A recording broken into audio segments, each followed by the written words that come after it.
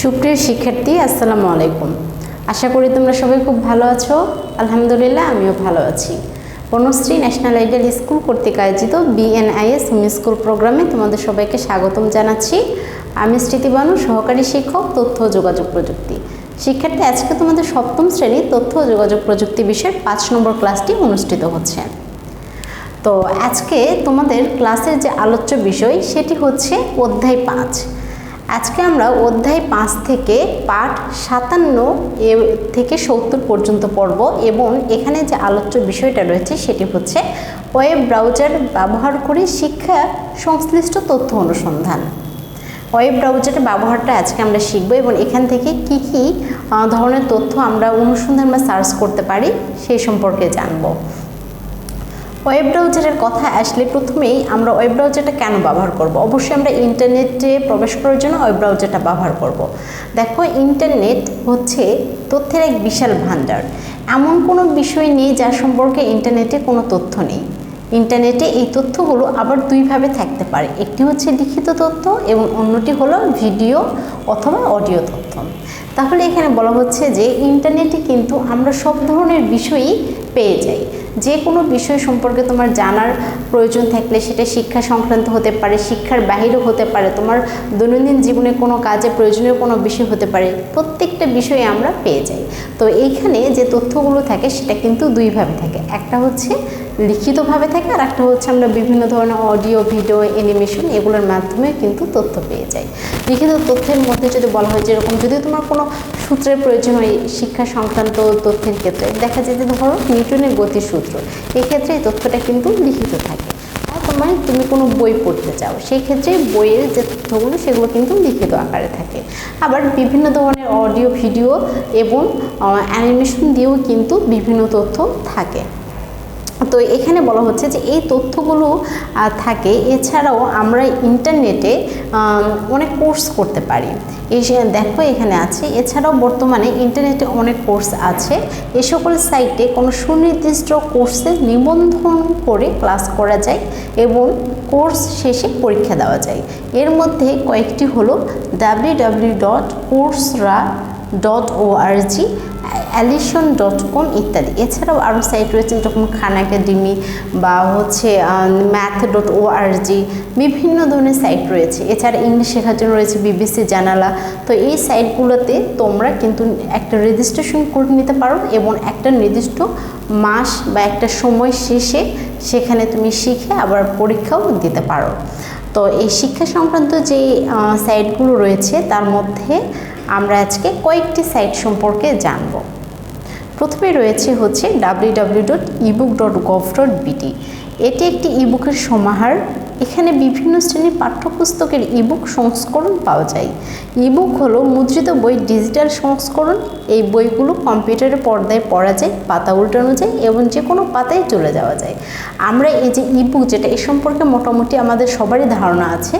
NCTVর website থেকে আমরা কিন্তু কি করি, যখনই মন চাই বা আমাদের কোনো বই না থাকলে, হারিয়ে গেলে, বইটা হাতের কাছে না থাকলে আমরা খুব সহজেই NCTVর ওয়েবসাইটে গিয়ে আমাদের পাঠ্যপুস্তকগুলো ডাউনলোড করতে পারি।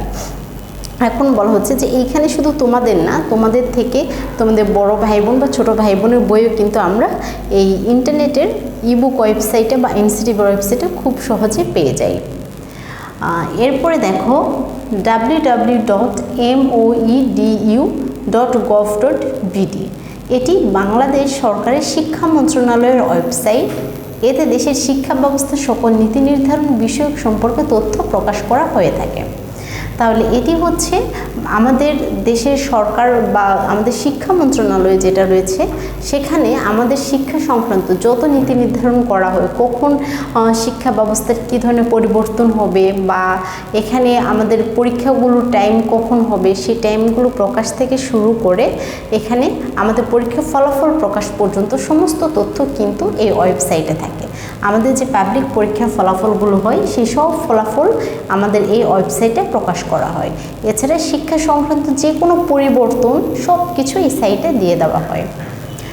উইকিপিডিয়া, ইন্টারনেটের সবচেয়ে বড় মুক্ত বিশ্বকোষ হলো উইকিপিডিয়া। এই সাইটে 200-এর বেশি ভাষা চালু রয়েছে।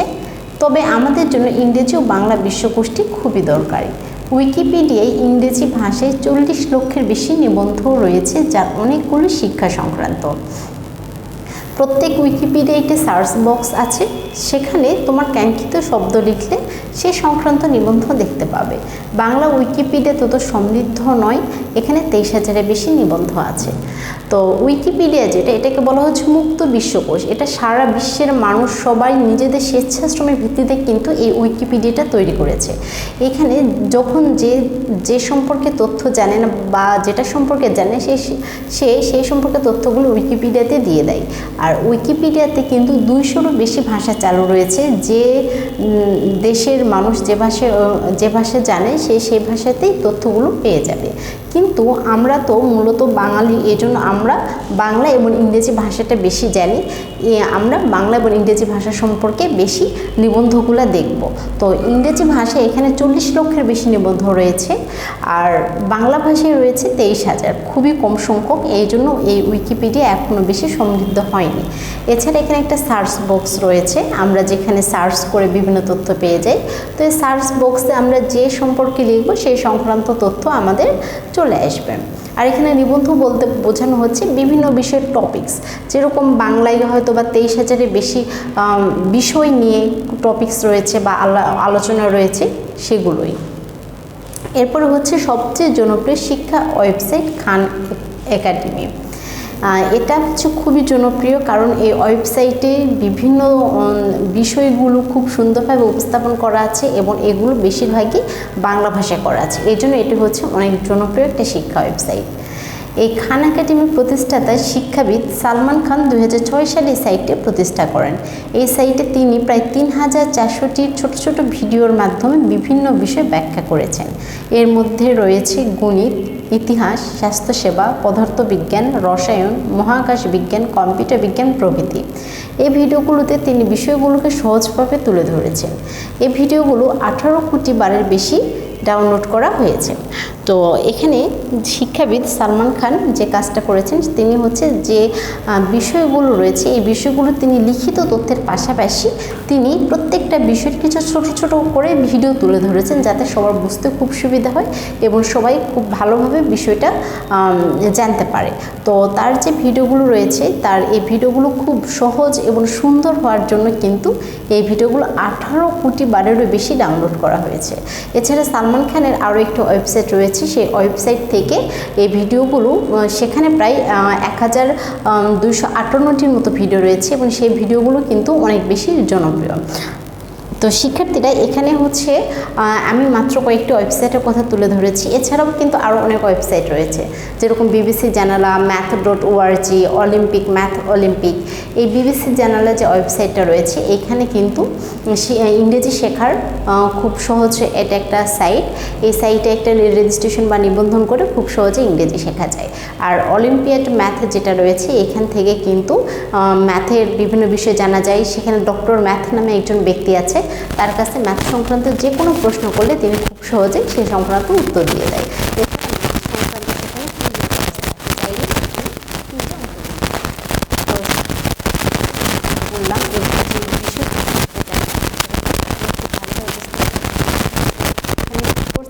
আসসালামু আলাইকুম।